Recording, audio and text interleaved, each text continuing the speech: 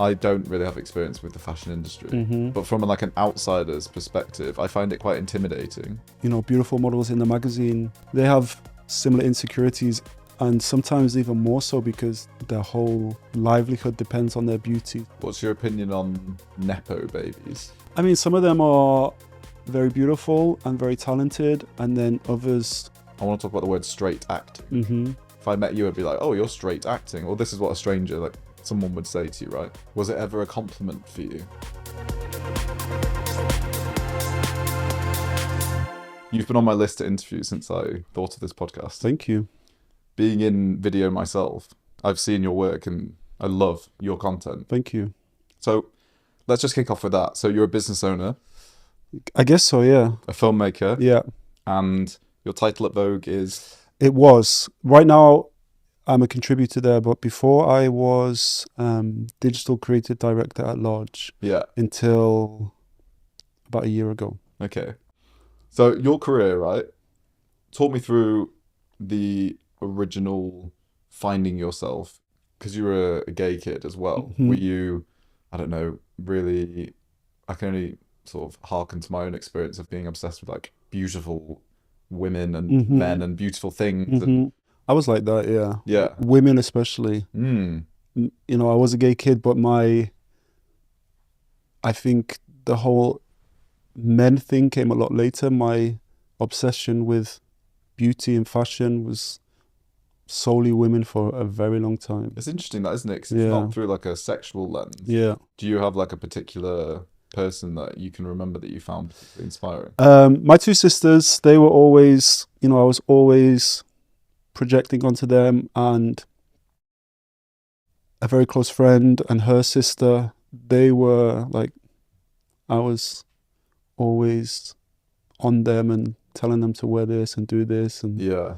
Nice. So you've got two sisters. two sisters, yeah. Older sisters. I'm in the middle. Oh, you're in the middle? Yeah, I'm in the middle. So it's you three? Yeah. That must have been nice to grow up with two sisters. Yeah. I liked it. I'm still close with them.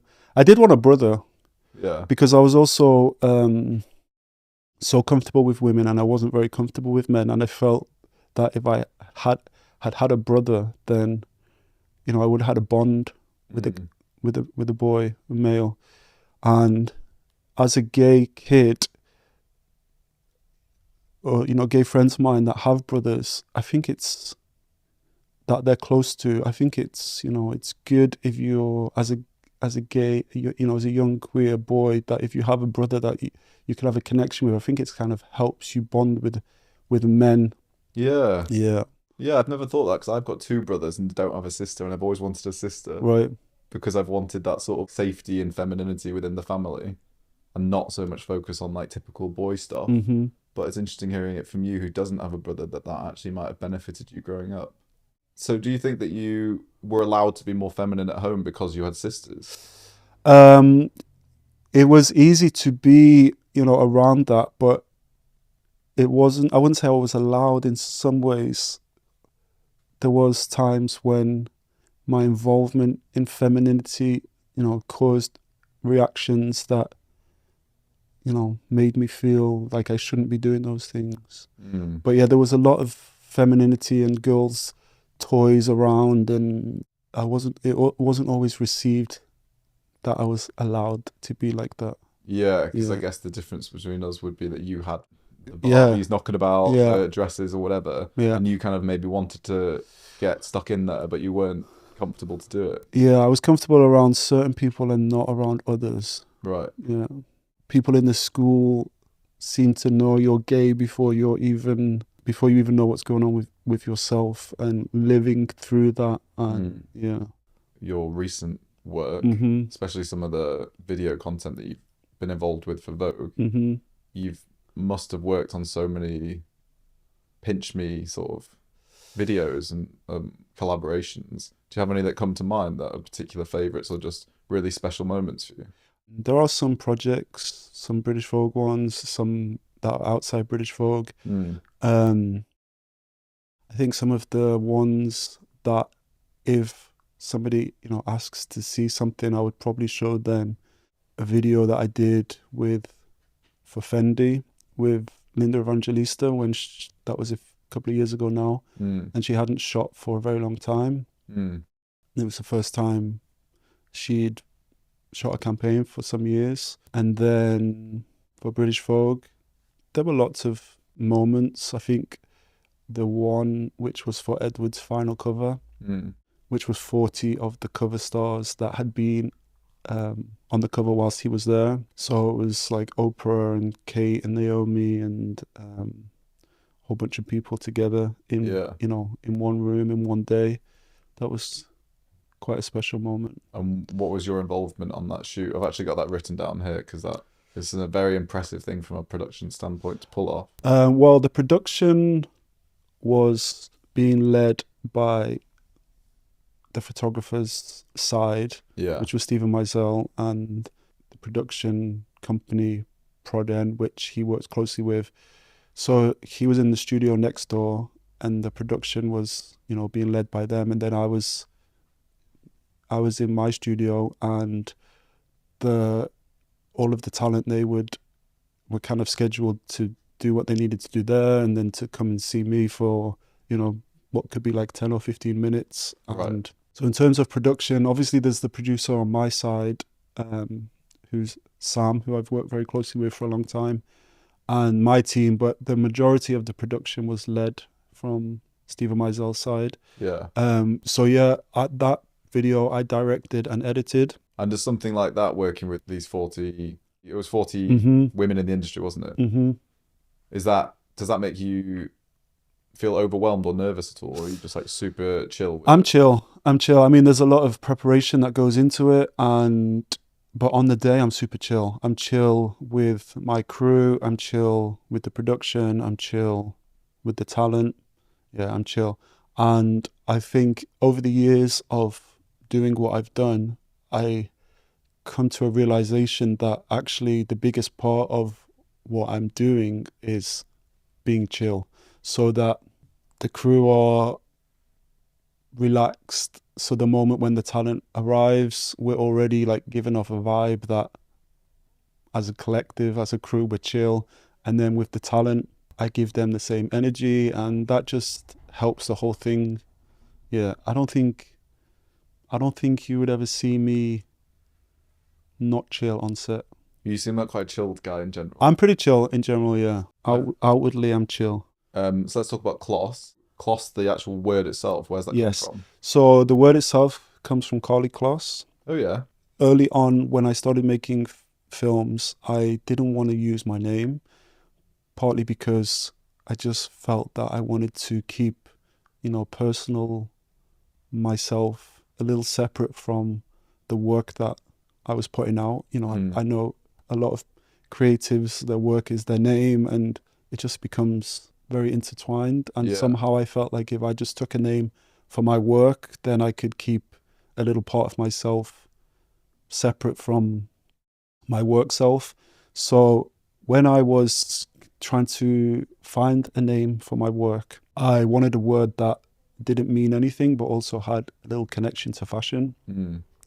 And I was going through the surnames of a lot of models, and Kloss was one that I just kind of felt it was right. And at the time is when Carly Kloss was in her first season.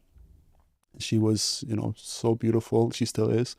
And she was a new face, and I just really liked the name. Mm. And at that time I would film a lot of BTS of the shows.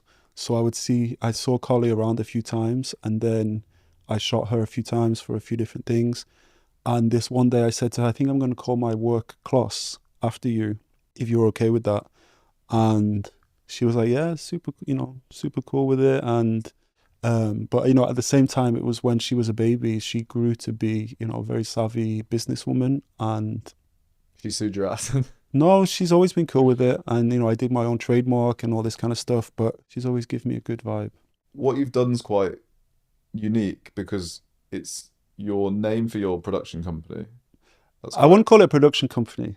Tell me about it. So yeah, some people think Kloss is a production company, and I don't think it is, because I work with producers, or, there is a production element that I will rely on that might be external or internal, but I feel more creative than a production company. Okay. So yeah, I would consider myself maybe a filmmaker or a creative, but I wouldn't consider Kloss a production company. Okay. I would consider it more creative than a production company. Well, now it's a brand in itself.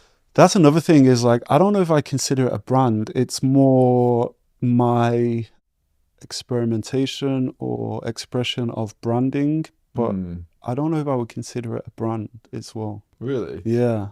Because you've got some serious merch, which...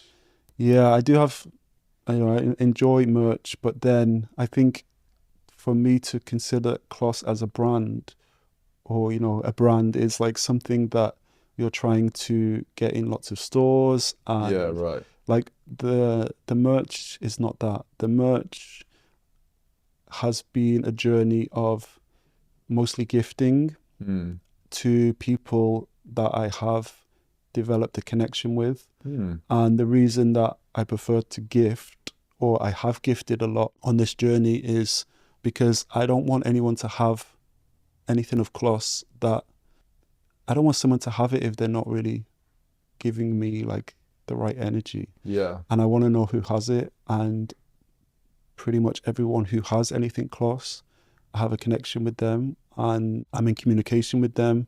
And, through that, if they were to meet somebody else that has merch or a pop socket, that they know that we're all connected. And it's, through that I've been able to build what is like, Kloss community.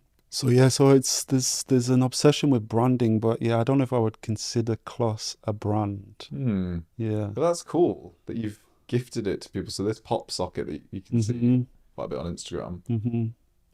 It's only gifted. it's only gifted. I would never sell it. Yeah. Really? And everyone who has it, I'm in communication with them, and yeah, I know them, and I've given it to them personally. And if they see each other, if they meet somebody that has a Kloss, and it's kind of happened many times at this point, two people meet somewhere in the world and they have a Kloss, and then they know that they both know me, and we know, and then there's like something in that, basically. That's very cool. I like that.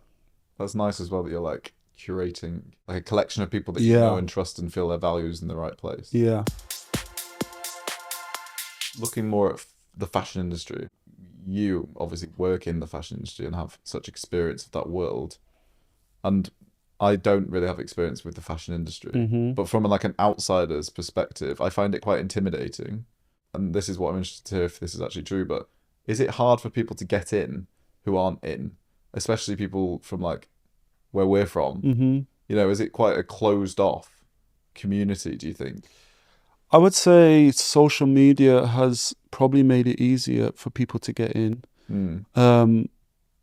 I would say my getting in was through an internship. When I was at university, I had a placement year where I worked for the designer Amanda Wakely in London. And then through being in London and working at a designer, I, found my people, which was the beginning of me, getting in, I would say. So I think it's hard to get in to any industry, but if you are talented and if you are persistent, or if you find the right moment and then you deliver when you find the moment, and you're hardworking and you bring the right energy, then I think that's kind of how it works. Yeah. What's your opinion on Nepo babies? Because it's quite a prevalent thing that people target the fashion industry with. Yeah, I mean, it's kind of hard to not see that, actually. I grew up around absolutely no chance of nepotism. And then more recently, last year or so, my niece in my hometown, who's studying at university, she had to do a placement, and she asked if she could come and do it at Kloss.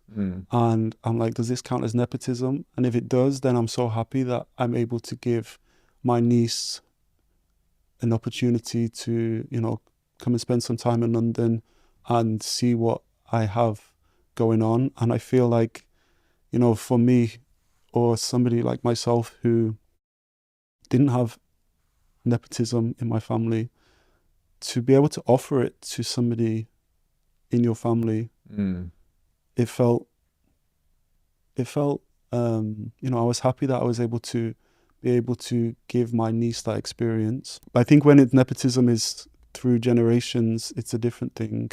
I think when you've, you know, kind of worked yourself to get to a place, then, you know, it felt like a novelty for me to be able to offer that. Yeah. But nepotism in terms of, you know, models, for example. Yeah, like famous people's kids. Or...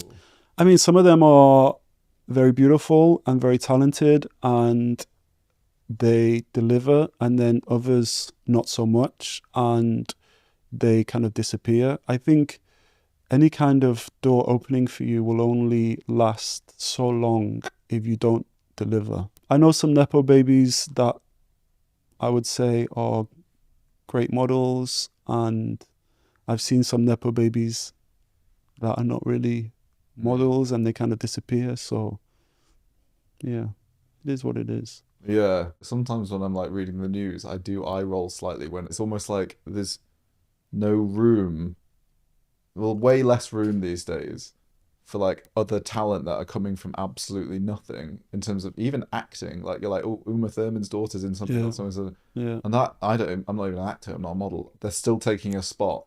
There's something that kind of grinds me a bit. Yeah, there's a frustration. I understand the frustration. In your experience with your time in the industry, would you say that it's always been a very welcoming industry for queer people? I think it's pretty welcoming for queer people, the fashion industry. So it's always just been a safe haven almost, because you do think that theatre is one of those like safe haven spaces. I think so. And fashion is also one, do you think, where people feel like, oh, I'm going to move to London and then that go somewhere within fashion or theatre or creative? I think so. Yeah. And that's very much alive today, do you think? You know, I don't know if like my trans friends would feel that the industry is as welcoming as it should be. But I think as a gay person, the industry is a safe space. What do you think your trans friends would say in terms of like the sort of barriers that they face? I know potentially that they might say that it's easy to be one side of the camera as a trans person. You know, this side that we're on, it's difficult to be on the other side. So, you know, there's kind of exposure in terms of putting them in imagery which is outward facing, but then might not be the same opportunity for them to be the other side of the camera or part of the creative side. That's interesting. Yeah, maybe stuff's not being made from a trans person's point of view. It's more that you're saying like they're actually the subject, but the people shooting them is still coming from a perspective of someone who's not trans. So actually there should be more trans photographers, directors. Yeah, or even if, you know, even if the subject is a trans person or not, like there are less people, or, you know, potentially more difficult for an opportunity for a trans person to be part of the industry. I want to talk to you about beauty in general. So how would you define a beautiful person? What's beauty to you? Beautiful person to me is somebody who kind of is like radiant in some kind of way from, you know, their face or their energy or how they engage people towards them, I would say. And do you think that's shifted in terms of like your experience working with models and seeing who's coming through the door? Do you think that it's changing who we're thinking is beautiful compared to maybe the 80s and 90s? I think so. I think there's a wider idea of what beauty is now. Yeah. Do you think that's kind of down to an appreciation of diversity and uniqueness? I think there has been a wider appreciation, but also, you know, through the internet and social media, we are, you know, became one world a lot more. So whereas Paris Fashion Week used to feel like it was for Parisian people or for, you know, now it's for the world, and everyone's looking, and people want to feel represented, and that's part of the conversation now. It doesn't always work perfectly, but we've become exposed to a more global idea of beauty. I always ask myself, I wonder, is beauty set by who? Take a magazine, I won't say Vogue, 'cause I'm not going to reference them, but like, let's say a magazine uses these models all the time. Mm-hmm. Are they setting the agenda for beauty, or is beauty something more instinctual in us that we appreciate? Does that make any sense? Like, is the beauty standard set by who's shown to us, or is it something that we're just kind of born with, knowing what's beautiful? I think we all have our own sense of what is beautiful, and you can look through a fashion magazine, find those people beautiful or not, but then you can also look on the street and find somebody beautiful or not. And the fashion magazine or fashion image is only one idea of beauty, but regular non-fashion models can be just as beautiful, or magnetic. So beauty is not only what's in a fashion image. And do you know what's interesting is that someone can't notice the beauty in themselves.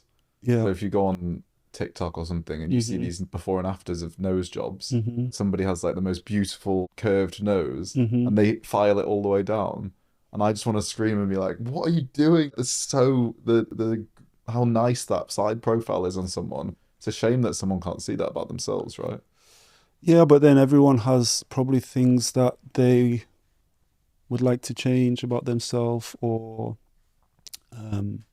they don't feel great about, and that's part of the cycle. But even those beautiful models in the magazine or in the fashion image, they have similar insecurities, and sometimes even more so, because they feel like that have so many eyes on them, and their whole livelihood depends on their beauty. So they also have the same insecurity often. Do you think that cosmetic enhancements is becoming just the norm now for people? I mean, it's very easy to get them, and I do have a frustration when I see like that Kardashian effect, where the lips and the lashes and the lip liner and the braids and the nude spandex in the gym and with the bum and the whole thing, and I'm just like, I don't like that on a young beautiful girl that doesn't need to put herself through all that. But at the same time, everybody has the choice of what they want to do. But there's been moments when I've seen my nieces, for example, overdrawing their lips, and I'm just like, I don't think you need that. I think you're beautiful without that. But then it's not up to anyone else really to tell you how you should feel comfortable. Yeah, and sometimes people need to go through that to come through the other side. Yeah. So I don't know about you, but I've done stuff to my body in the past. Right. Now I'm like, you fucking idiot. Why did you do that? Because you almost damaged yourself. Minor example is like going on sunbeds at 16. Like, I have really fair skin. But now I've got loads of sun damage on my chest and my back. Right. Kind of had to go through that to learn at the end of it that now I will affect 50 every single day. So maybe it's the same with like your nieces. You go through that cringe at pictures in 10 years or something. Yeah, you go through things to find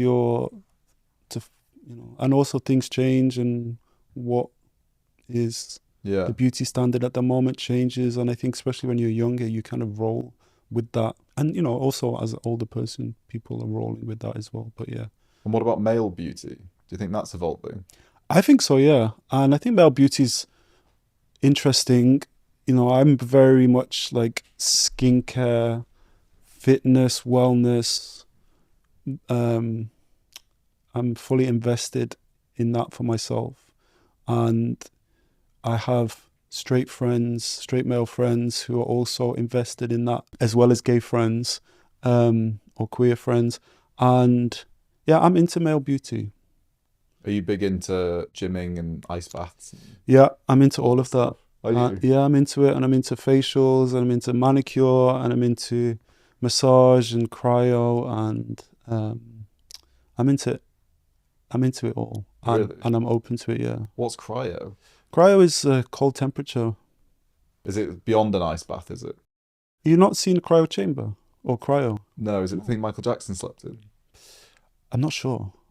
I'm not sure. He slept in like a cryo chamber or Really? something every night of his life. Oh, okay. Cryo is, I don't remember the temperature exactly, but you enter, which is like some kind of chamber or some kind of booth or whatever, which is at a temperature below zero. And what is it for? It's like for, It just makes you feel good. I mean, it could be a complete placebo, but I think it's to, can energize you. It can help with recovery. It can be like good thing to do if you're going to some kind of event that night. It can, it can energize you. It can help with recovery, or not. I don't know if it really works, but yeah, I'm down for all of that. Do you drink? I drink sometimes, yeah. But not like a big drinker, Um, big party or anything like that. I mean, if I'm going out and I feel like I'm going to be around a bunch of people that I probably feel a little more comfortable if I drink, then I will drink, but not always. And I had a period of my life for 10 years when I was completely sober. Mm.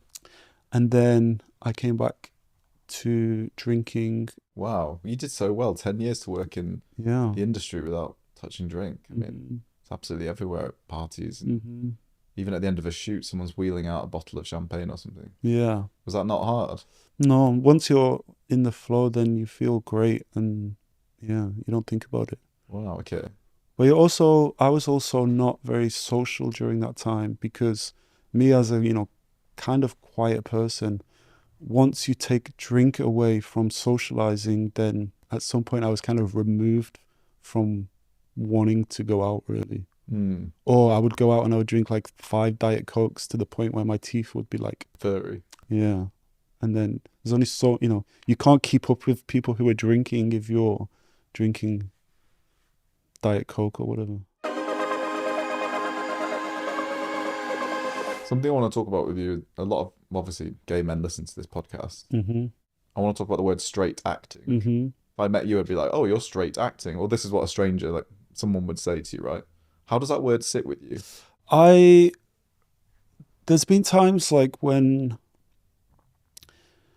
for example, if somebody said to me, oh, you seem gay then, I'm like, I am gay and I feel entitled to be that because I am gay. And I do know that I can be in certain situations and my sexuality is probably not the most obvious thing. And I enjoy that as well, where I can be in, like a gym, which is not a bougie gym, or I can be in a nightclub in a moment where things get a little heated, that in those moments I can, enjoy the fact that it's probably not the most obvious thing that I'm gay.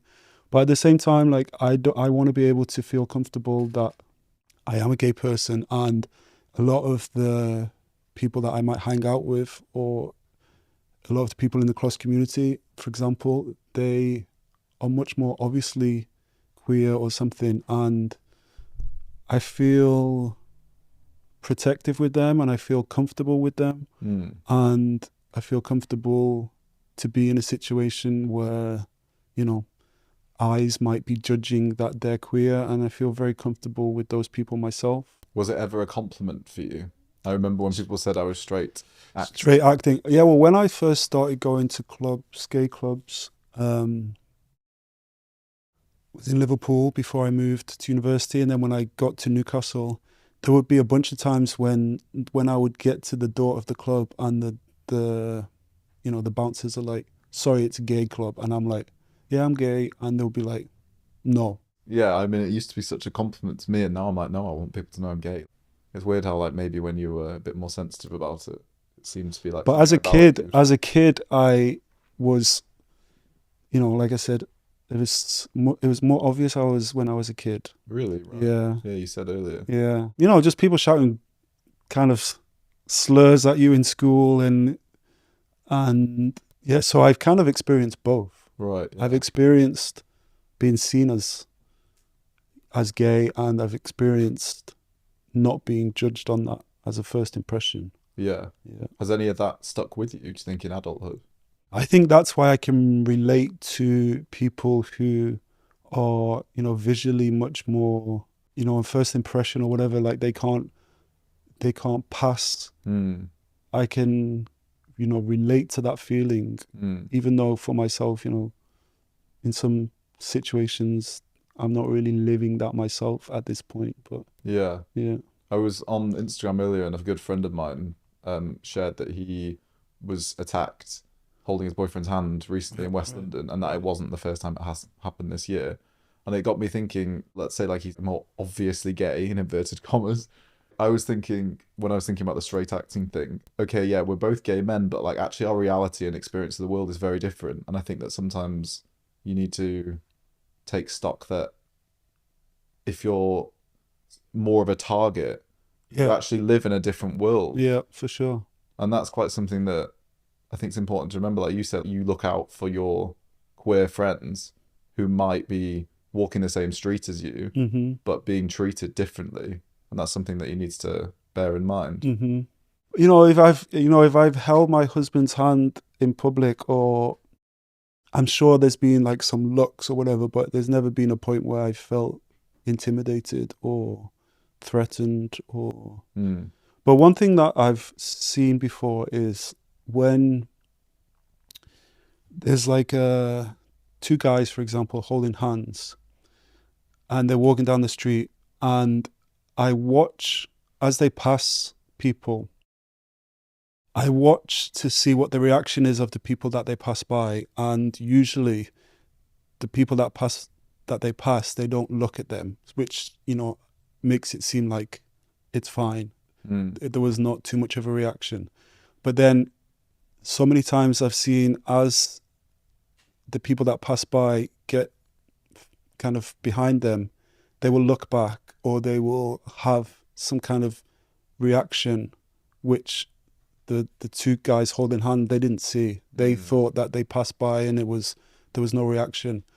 But I've seen many times when a couple of moments later they look back or they react in a way that they didn't do face to face. They did it later, and I've noticed that more than once. And it's not good that they didn't, like, if you're gonna do it in the moment maybe, but or don't do it at all. But don't do it once they don't see it. Would you ever go like, that's not cool? I've stood up for friends before. I remember when I was at university, my best friend, he was much more obviously gay than I was visually. And I remember this one night we were on a bus and we were going out for the night, and the bus was full. It was, I think, like Saturday night or something, and it was mostly students and young people on this bus going into Newcastle city centre. And there was these two guys, and me and my friend were talking, and these two guys got up and they came over and they were like, "Oh my God, he's gay," about my friend.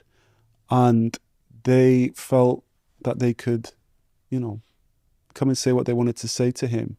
And I said, "I'm gay too." And by me saying that, they suddenly just backed down. And it was interesting that they thought that they presumed that I was straight, and they felt that they could say whatever they wanted to my friend because he was more obviously queer. And then when I just like did the minimal effort of standing up to them, it just shut it down. Yeah.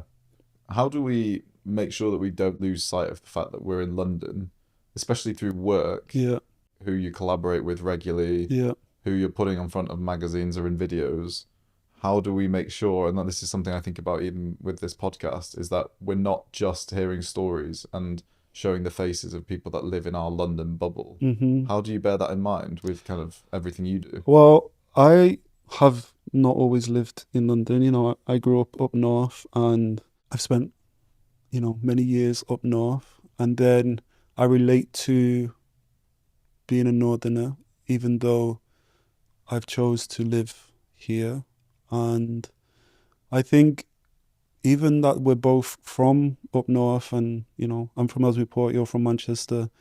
I think if people in similar places that we're from watch this, then, or, see people like ourselves, then I think that shows that if you're not comfortable where you are, then you may feel more yourself somewhere else. Yeah, that's interesting. You know, like if we did loads of interviews with lots of people who are struggling in different parts of the country about being gay in a small town, how necessary is it to keep telling those stories? Because in that sense, people are just watching tragedy all the time. Do you think it's more important to give people stories of people who have got out of that? Or do you think it is important to keep telling stories of like, no, it is hard here, it is difficult here, people are struggling here? Do you know what I mean? Because there's like a balance of, as you said, like showing people that have done really well for themselves. But then I wonder if there's also importance in still making sure that people who are struggling are heard. I mean, people are struggling in London or in big cities and people are thriving as a queer person in small towns. I think it's just the way it goes. I don't think it's the same for everyone. And, if you can find your people, you can find, if you can find your people, that could be anywhere. And if you can't find them, then you might be better somewhere else. How would you say that people find their people?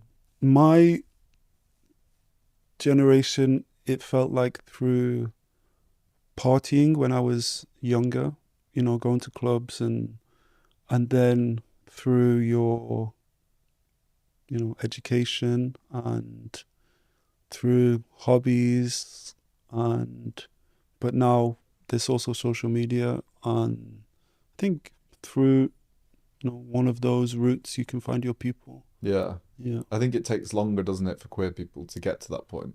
I don't know, because I think queer people can sometimes be there's more urgency to find them because they haven't felt comfortable growing up. Yeah, that's true actually, because I suppose maybe other people would just not have that sense of like, oh, these aren't for me. These people, we're not. Yeah, you're right actually, because I always thought maybe queer people it took longer because they were just like not fully themselves. So the people they hung out with didn't reflect them back. So they stuck around for a lot longer. But maybe what you're saying is like they would actually move if they weren't feeling comfortable quicker than a straight person in Manchester or something. That's how it was for me. I was the first from my family to move away, and I was the first from my friend group to move away. Yeah. Yeah. When I interviewed Jake Shears, he said something interesting on the sofa that I wanted to ask you.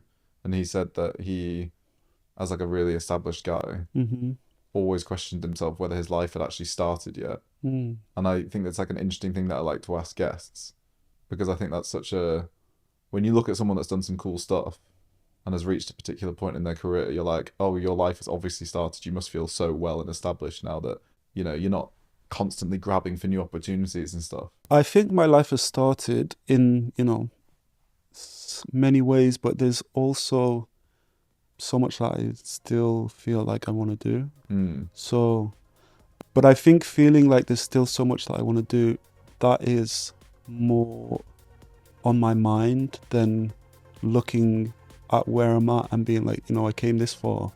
The focus is more so on still what I want to do.